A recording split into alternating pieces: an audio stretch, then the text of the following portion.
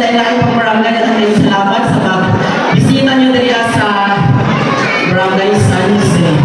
Pag-agi ako diri ka ilang po, nayagin yun, ano siya? Babae na siya. So, asa na ako mga masilasa na ako mga event? Mo dyan ginapakuntaan na.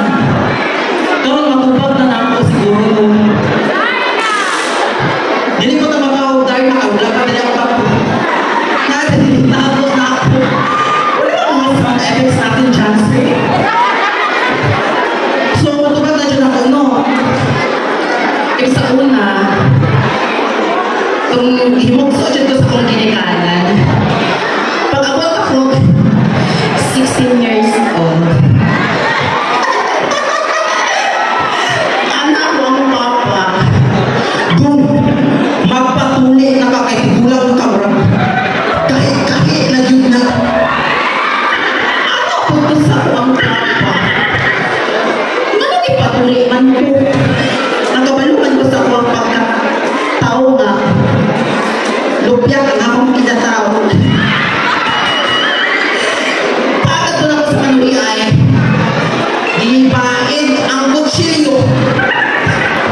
Kay patang magbilangkan. Dagan ang kanuli ay kay anak siya. Ay, aduna daw ako. Anak ko si aduna. Paglaro ako. Kasi aduna ko.